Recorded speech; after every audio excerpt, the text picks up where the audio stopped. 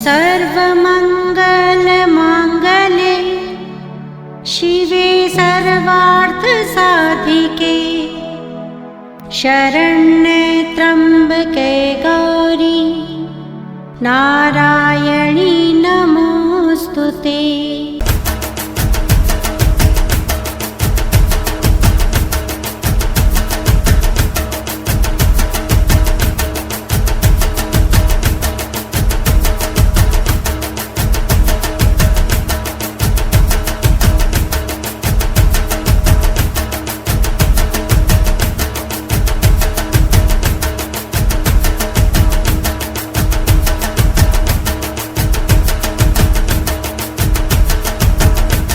वो सिर्फ माँ को ही याद करते हैं और आज मनोरमा को लगा कि अपनी मैया को पुकारना होगा। बहुत तकलीफ हो गई है, अब इस तकलीफ से निकलने का एक ही तरीका है, अपनी मैया का नाम लें और माँ को ही पुकारें। और एक गीत के माध्यम से, तू तो ममता लुटाने वाली, एक गीत के माध्यम से आज मनोरमा के साथ हम सभी माँ को याद करते हैं। हम सब भी किसी न किसी विपत्ति में घिरे हुए हैं महाराज। हर के दिमाग में कुछ न कुछ परेशानियां चल रही है। आज आइए ना मनोरमा के साथ हम सब भी अपने अपने दर्द को माँ तक पहुंचाते हैं। इस दर्द में प्रेम से गाने के साथ ताली बजाते हुए हम उसके दर्द में शामिल होंगे। तू तो ममता लुटाने वाली है माँ।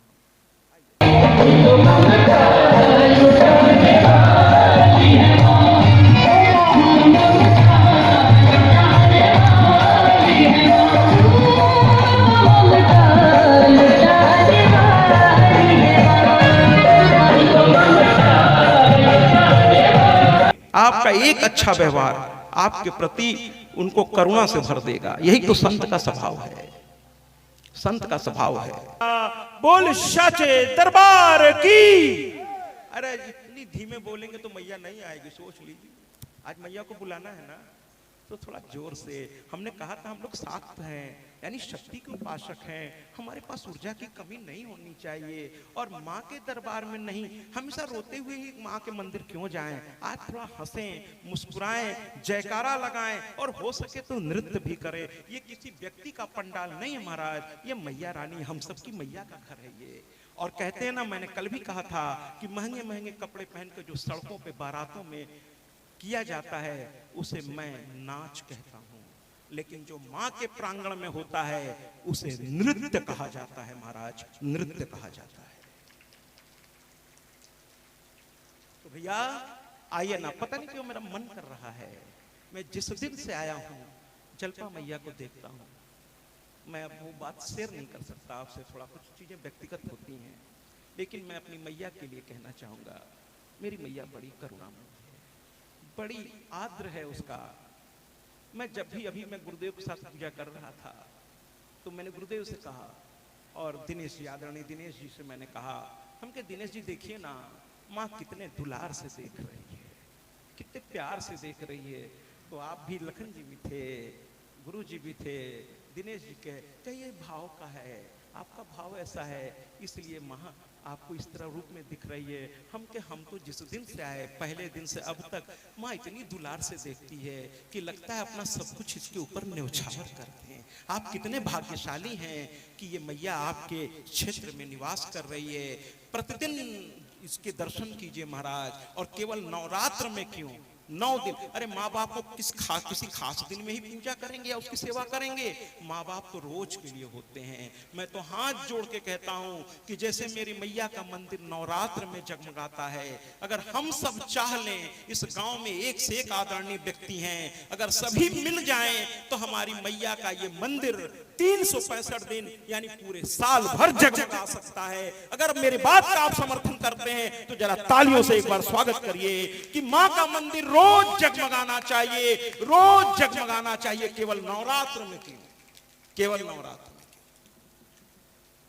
तो भैया अगर सभी ग्रामवासी चाह लें, हमारे आपके पास तो एक व्यक्ति है महाराज, खोजना भी नहीं है, आदरणीय अनिल दुबे जी, मैं तो उनको गुरुदेव कहता हूं। हैं आप देखिए, अकेले इस उम्र में भी लगे हुए हैं, अगर आप लोग थोड़ा साथ दें, थोड़ा साथ दें।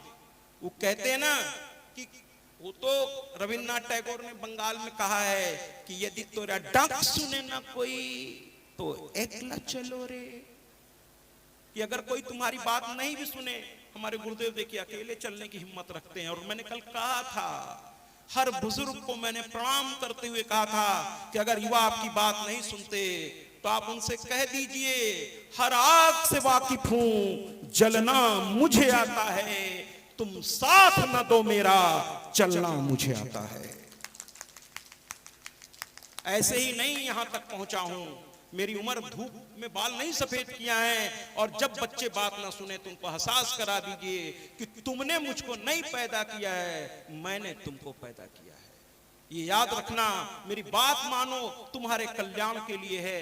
और मैंने बुजुर्गों से कहा था कि आप कभी मत कहिएगा, कल इस कथा में इसी जगह पर मैंने कहा था, अब अक्सर बुजुर्ग कहते हैं मैं काफी अकेला पड़ गया हूं, मैं काफी, जब से रिटायर हुआ, जब से मैं थोड़ा सा, तो बच्चे मेरी बात नहीं सुनते महाराज, मैं थोड़ा बूढ़ा क्या हो गया, तो बच्चे ही मेरा अनादर करते हैं। तो मैंने कहा, अपने बुजुर्गों को प्रणाम करते हुए और युवाओं से कहा कि जिस घर में बड़े बूढ़े चुप हो जाएंगे, उस घर का सर्वनाश तो भगवान भी नहीं बचा पाएंगे। तो बड़े बूढ़ों को चुप मत करिए, है ना, उनको बोलने का अधिकार दीजिए, उनको बोलने का अधिकार दीजिए, उनकी बात सुनिए। जामवंत की वचन सुहाए, सुनी हनुमंत हृदय अतिभाए। जामवंत ने कहा तब हनुमान को याद आया। और जब बड़े बूढ़ों की आप अपने घर के बुजुर्गों की बात मानेंगे, अपने माता पिता की बात मानेंगे, तो आप में वही शक्ति आएगी जो हनुमान में थी कि जागिर चरण देहि हनुमंता, सो तो गया पाताल तुरंता। युवा की शक्ति और बड़े बूढ़ों का आशीर्वाद अगर मिल जाए तो उस घर की तरक्की को कोई रोक नहीं सकता महाराज, कोई रोक नहीं सकता। युवा अपने बुजुर्गों के साथ जुड़ जाइए एक बार। और बुजुर्गों से मैंने कहा है कि कभी मत कहा कीजिए कि मैं अकेला पड़ गया हूं, मैं काफी अकेला हूं। मैं कहता हूं हर वरिष्ठ व्यक्ति, जो वरिष्ठ नागरिक सरकार कहती है, उनको ये हमेशा कहना होगा। अभी तक आप ये कहते आए हैं मैं काफी अकेला पड़ गया हूं, लेकिन इस शब्द में, मैं तो लेक्चरर हिंदी का रहा हूं, वो भी इंटर का, संस्कृत का, केवल शब्दों का खेल है महाराज। एक शब्द को यहां से उठा के यहां रख दीजिए, अर्थ बदल जाएगा। अभी तक आप ये कह रहे थे मैं काफी अकेला हूं, मैं काफी अकेला हूं। काफी शब्द उठाइए और अकेले के बाद में लगा दीजिए और बोलिए ना आज के बाद अपने बच्चों से, अगर न सुने, कि देखो नहीं सुनोगे तो मत सुनो, मैं काफी अकेला मत कहिए, कह दीजिए मैं अकेला ही काफी, मैं अकेला ही काफी। और युवाओं से, ये मंच के इधर कुछ लोग बात कर रहे हैं, कृपया मैं उनसे निवेदन करूंगा बातचीत न करें मंच के आसपास। और मैं कहना चाहता हूं युवाओं से कि रामचरितमानस का एक दोहा है, आलसी इसको अपने लिए संभाल कर रखते हैं। मैं तो इस शब्द का इस्तेमाल करने में मुझे कोई संकोच नहीं कि आलसी, कि जेहि विधि राखे राम तेहि विधि रखिए। सुनिएगा, ये बात आलसियों के लिए। अब आप कहेंगे अरे महाराज आप ऐसी बात कर रहे हैं, रामचरितमानस में लिखा है जेहि विधि राखे राम तेहि विधि रहिए। बिल्कुल रहिए भैया, किसने मना किया है, लेकिन जरा इस शब्द को थोड़ा घुमाना दें, थोड़ा घुमा। मैंने कहा था ना मेरी कथा कहने की शैली थोड़ी अलग होगी। जेहि विधि राखे राम तेहि विधि मत रहिए भैया, मत रहिए, बल्कि जेहि विधि रहे राम तेहि विधि रहिए। क्या बात है। जेहि विधि रहे राम तेहि विधि रहिए। कृपया मंच के पास उतनी बात ना कर, थोड़ी मैं बात करूं, कान में कर। तो जेहि विधि रहे राम तेहि विधि रहिए। राम कैसे रहे? हमेशा कर्म को उन्होंने प्रधानता दी है। गुरुदेव एक दिन बात कर रहे थे, मैं उनके घर में भोजन कर रहा था उस समय रात्रि का, तो गुरुदेव का एक फोन आया। गुरुदेव बात करने लगे तो वो बात बात पे कह रहे थे अरे सब मैया कर दी, माई कर दी है। तो गुरुदेव ने एक शब्द इस्तेमाल किया, मुझे बड़ा अच्छा लगा, मैंने उसको कैचअप कर, मैं तुरंत पकड़ लेता हूं बातों को। अच्छी बात कहीं भी मिलती है, मैं एक कोई छोटा बच्चा कुछ अच्छा बोल गया तो मैं उसको भी रख लेता हूं अपने पास, फिर आप तक पहुंचाता हूं। गुरुदेव ने बड़ी अच्छी बात कह दी, अच्छा सब कुछ माइये पे छोड़वा, अरे वही बात करत है तू, देखिए आपकी भाषा बोलने की गुरुदेव कोशिश कर रहा हूँ, अगर कुछ इसमें शुद्धियां हो जाए तो माफी चाहूंगा। कहने लगे सब कुछ माइये पे छोड़वा है, सब कुछ माइये पे। अरे ये तो वही हाल होगा बाबा कि दैव दैव आलसी पुकारे। गुरुदेव सही बोला हूँ, भाषा की अशुद्धि हो, क्योंकि मेरी ये भाषा नहीं है, तो आपकी भाषा में उस मिठास में मुझे बोलना था वो बात, इसलिए मैंने दुस्साहस किया है इस भाषा में उसी तरह पहुंचाने की लोगों तक। कहने का तात्पर्य ये है महाराज कि इस तरीके से रानी जो है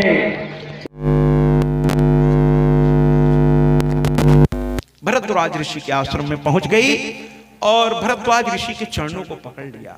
संत होते ही बड़े दयालु हैं, है ना। आप उनसे प्यार से एक बार बोल के देखिए, वो दिल के बड़े, और दूसरे दिन वाकई वो करके दिखा भी देते उस चीज को, बड़ा अच्छा लगता है। और क्यों न कर पावे जब सबका साथ है, लखन जैसा छोटा भाई है मौजूद, और भी जितने कार्यकर्ता हैं और जितने भी आदरणीय हैं जो गुरुदेव के साथ रात दिन चलने को तैयार हैं, मैं उन सबको पुनः प्रणाम करता हूं, धन्यवाद देता हूं। इस अनुष्ठान से जुड़े प्रत्येक व्यक्ति को मैं, छोटा हो बड़ा हो, मैं सबको प्रणाम करता हूं, आपका वंदन करता हूं और आप सबका अभिनंदन करता हूं। एक जोरदार तालियों से यहाँ के हर कार्यकर्ता को आप स्वागत करिए। तो ऋषि ने कहा, बिटिया तुम तो किसी बड़े घर की लग रही हो। तो मंत्री ने बताया कि महाराज अयोध्या नरेश की पत्नी है। तो सन्न रह गए, कहते हैं ये वक्त कैसा कैसा दिन दिखाता है। कहने बिटिया चिंता किस बात की है। तो पूरी कहानी मंत्री ने बता दी। कहे बिटिया चिंता मत करो, तुम अपने पिता के घर आई हो। संत ऐसा होता है, सबको गले लगा लेता है। कहे तुम पिता के घर आई हो, जो मेरे पास पान फूल है, भाई तुमको तुम्हारे पति की तरह राज्य सुख तो मैं नहीं दे सकता, मैं सन्यासी हूं, कंदमल मूल फल फूल जो भी मेरे पास है मैं तुम्हें अर्पित करूंगा। एक पिता की तरह रहो अपने बच्चे के साथ, अपने बच्चे को यहीं पढ़ाओ लिखाओ बड़ा बनाओ। कुटिया दे दी, वहीं रहने लगी। बच्चा भी ऋषि लड़कों के साथ खेलने लगा। एक दिन क्या हुआ, बड़ा ध्यान से सुनिएगा, एक और मंत्र आपके सामने प्रकट होने जा रहा है। उस दिन मधुकैटभ के सामने माया बीज रिंग प्रकट हुआ। आज जो है बाघ बीज प्रकट होने वाला है, यानी महासरस्वती का मंत्र बाघ बीज। और कहते क्या है कि वो बच्चे खेल रहे हैं महाराज, खेल रहे हैं। एक बच्चे ने दूसरे बच्चे को चिढ़ाने के लिए कहना शुरू किया। बच्चे बड़ा एक दूसरे को चिढ़ाते रहते हैं।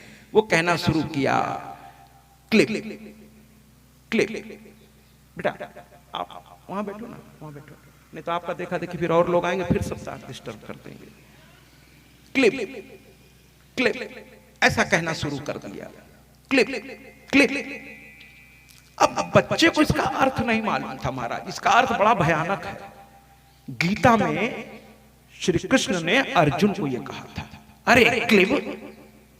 भगवान भी अपने भक्त के साथ कभी कभी बड़ा कठोर हो जाता है। अक्सर लोग कहते हैं कि मैं बड़ी भक्ति करता हूं महाराज, हमसे लोग बहुत सारी अपने दिल की बातें करते हैं, है ना। अब वो उनको मुझ में क्या लगता है वो तो वही जाने, मैं तो बस माँ का नाम लेता हूं और क्या कहूं। है एक मैया ने कहा कि उन्होंने कुछ बातें अपने घर की जो मैं आपको नहीं बता सकता। कहने लगे महाराज एक ताबीज बना दीजिए। हम कहे मैया आप गलत जगह पे आ गई हैं, मैं ताबीज बनाने वाला बाबा नहीं हूं, ये सब मैं काम नहीं करता। तो कहने लगे फिर हम के मैं एक रास्ता आपको बता सकता हूं। कहीं क्या? हम के बस मैया के पास जाइए। और मुझसे क्यों कह रही हैं, सीधे मैया से कह दीजिए। अगर मैया ने सुन लिया तो किसी और से कहने की जरूरत नहीं पड़ेगी। तो इधर उधर के चक्करों में मत पड़ा कीजिए। पहले तो धर्म के साथ जीवन जिए, जहां भी व्रत अनुष्ठान हो आगे बढ़कर वहां सबका सहयोग कीजिए, संतों को भोजन कराइए और दुखियों को साथ दीजिए। उनके दर्द में वो ऐसे ही पता नहीं किस जन्म का पाप भोग रहे हैं, तभी तो दरिद्रता या तरह, और अब भी वो नहीं समझ रहे हैं महाराज, अभी भी उल्टा सीधा किए जा रहा है। तो हो सके तो थोड़ा उनको सहारा दे दीजिए। कहते हैं ना, जो दीनों का साथ देता है वो स्वयं दीनानाथ बन जाता है। तो थोड़ा साथ दीजिए। आप सबकी दुख में साथ देंगी तो आपका दुख मैया सुन लेगी, वो साथ दे देगी, उसके लिए मेरे पास आने की आपको जरूरत नहीं है। तो कहने लगी नहीं नहीं नहीं मैया की कुछ तो विशेष कृपा आप पर। अब ये उनके भाव हैं, कहें वो लगता है आप पर। हमने कहा भैया अगर आपको इतना ही मुझ पर विश्वास है तो एक काम करिए, मुझ पर विश्वास है? कहने लगी हाँ। हमने कहा व्रत रहती हैं? कहें महाराज जी हम तो रहते हैं। हम कहा आपके पतिदेव? कि नहीं वो तो मानते ही नहीं कुछ, हमको तो समस्या तो यहीं पे है। दोनों पति पत्नी रहेंगे महाराज, दोनों एक के रहने से नहीं होगा। एक व्रत रहे दूसरा घर में मदिरा ला करके पिए तो नहीं होगा महाराज। धर्म से दोनों पति पत्नी रहिए। आप दोनों गृहस्थी के दो पहिया हैं, है ना? सुबह शाम धूप। मैया को और क्या चाहिए महाराज? कौन सा सोना चांदी? तेरा तुझको अर्पण क्या लागे मेरा, क्या लागे मेरा? धूप दीप नैवेद्य आरती, बस इतने तो चाहिए। उतना भी नहीं है तो मां को स्मरण कर लीजिए। कलयुग में एक नाम आधारा, केवल नाम तो लीजिए। आप तो उतना भी नहीं लेते महाराज, उतना भी कुछ। मैं सबकी बात नहीं कर रहा हूं, कुछ लोगों की बात कर रहा हूं। यहां वहां की दुनिया भर की बात कर डालेंगे, लेकिन जय माता की दिन भर में, अरे आदत डाल लीजिए, फोन उठाइए, हेलो की जगह जय माता की कहिए ना। शुरू तो करिए, कहीं से शुरू तो करिए। कुल मिलाकर के गीता में श्री कृष्ण ने अर्जुन से कहा, अरे क्लीब बातें तो पंडितों जैसी करते हो। और उन्होंने कहा ना मैं युद्ध नहीं करूंगा, सब मेरे अपने लोग हैं। तो क्लीब, अब क्लीब का जानते हैं हिंदी का सही अर्थ क्या है? ये संस्कृत शब्द क्लीब, क्ली धातु से बना क्लीब, और इसका शुद्ध हिंदी रूपांतर है कायर, कायर। और अपभ्रंशित कर दीजिए तो इसका बहुत ही एक अलग ही अर्थ निकल के आता है। मैं वो अर्थ यहां अब नहीं बोलूंगा क्योंकि फिर एक विवाद हो जाएगा। लाइव चल रही है कथा, तो एक विवाद खड़ा हो जाएगा कि अरे महाराज जी हमको तो आज समाज भी सम्मान दे रहा है, आप ऐसा कहोगे तो कैसे चलेगा। इसलिए मैं कायर शब्द ही पे संतोष कर लेता हूं, वरना क्लिप का और भी बहुत निम्न अर्थ है। भगवान ने अर्जुन के लिए ऐसा शब्द बोल दिया, तब अर्जुन घबरा गया। गीता के इतने श्लोक सुना डाले भगवान, लेकिन अर्जुन हाँ हूं करता रहा। कुछ लोगों की आदत होती है, आप कहिए हाँ देखो ऐसा कर लेना, लेकिन वो बस खाली हूं करते भरे हैं। करना उनको अपने मन की ही है, करना उनको अपने मन की। कुछ लोग आदत से लाचार है। तो भैया अर्जुन को जब कुछ बात नहीं, तो भगवान ने एकदम से, इसीलिए कुछ लोग कहते हैं कि हमको बड़ी तकलीफ है और भगवान की इतनी हम पूजा करते हैं फिर भी भगवान चुप हैं। तो मैं आपको एक बात बता दूं महाराज, परीक्षा जब होती है तो जो शिक्षक होते हैं ना वो चुप ही होते हैं।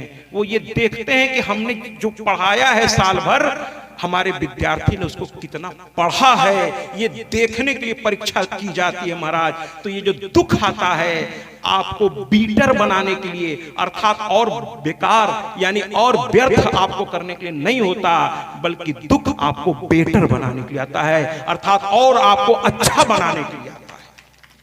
दुख को स्वीकार कीजिए महाराज, दुख को स्वीकार कीजिए, दुख को स्वीकार कीजिए, क्योंकि दुख में भगवान कम से कम याद तो आते हैं। सुख में कहां किसको याद आते हैं। कबीर ने तो कहा है, दुख में सुमिरन सब करें, सुख में करे न कोई, और जो सुख में सुमिरन करे तो दुख काहे को होए। अच्छा नहीं लगा क्या? दुख काहे को। तो यहां क्लिप शब्द लड़कों में आपस में हुआ, clip clip clip clip clip clip. इस बच्चे को पता नहीं क्यों ये अच्छा लग गया, इसने ब हटा दिया, ब हटा दिया, क्ली शब्द ले लिया। छोटे बच्चे हैं उनको जो मस्ती चढ़ जाए चढ़ जाए। अब वो क्ली, अरे क्ली, एक क्ली, एक क्ली, एक क्ली, एक क्ली। मैं दोबारा बोलना चाहूंगा कि हिरिंग मधु कैटप के समय और बाग बीज कल आया था एंग। आज ये जो क्ली है ये काम बीज मंत्र है। क्ली जो है पहले दिन हिरिंग, उसके बाद एंग, और आज क्ली अर्थात काम बीज, महाकाली का मंत्र क्लिंग।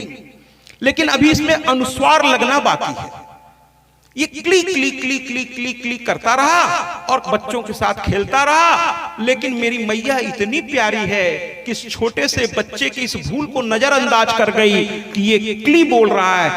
क्लिंग नहीं बोल रहा है, यानी अनुस्वार अंग की मात्रा नहीं लगा रहा है। लेकिन मेरी मैया को इससे कोई लेना देना नहीं है कि आप क्या बोल रहे हैं। मैया तो आपके बाह्य स्वरूप को नहीं, आपके अंदर के स्वरूप को पहचानती है, आपके भाव को पहचानती है।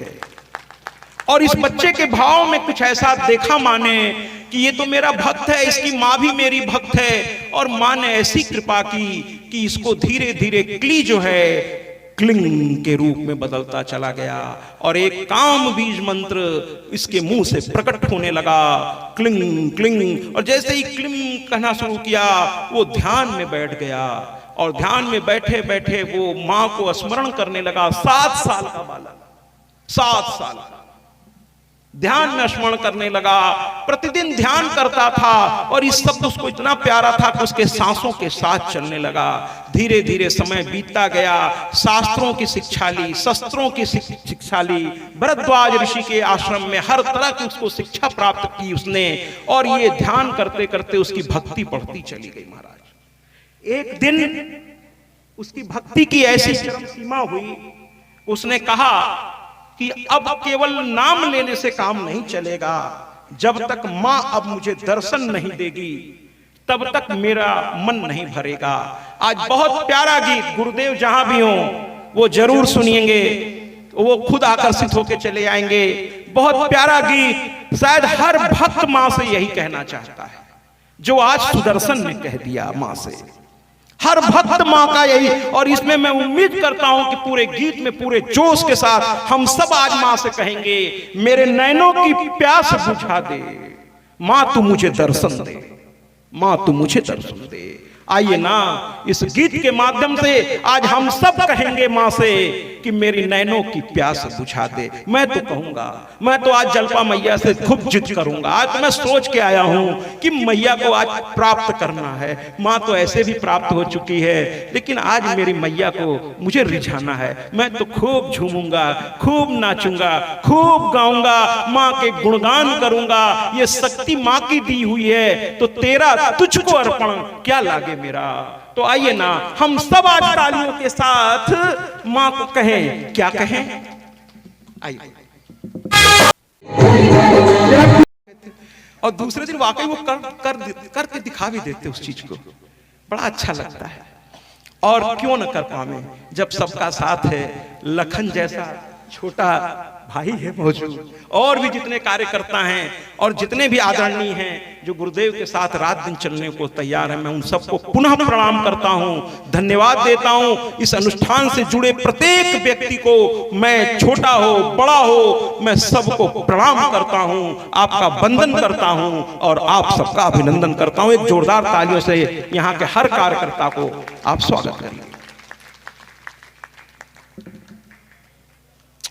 तो ऋषि ने कहा, बिटिया तुम तो किसी बड़े घर की लग रही हो। तो मंत्री ने बताया कि महाराज अयोध्या नरेश की पत्नी है। तो सन्न रह गए, कहते हैं ये वक्त कैसा कैसा दिन दिखाता है। कहने बिटिया चिंता किस बात की है। तो पूरी कहानी मंत्री ने बता दी। कहें बिटिया चिंता मत करो, तुम अपने पिता के घर आई हो। संत ऐसा होता है, सबको गले लगा लेता है। कहे तुम पिता के घर आई हो, जो मेरे पास पान फूल है, भाई तुमको तुम्हारे पति की तरह राज्य सुख तो मैं नहीं दे सकता। मैं सन्यासी हूं, कंदमल मूल फल फूल जो भी मेरे पास है मैं तुम्हें अर्पित करूंगा।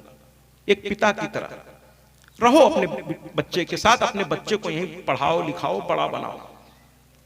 कुटिया दे दी, वहीं रहने लगी। बच्चा भी ऋषि लड़कों के साथ खेलने लगा।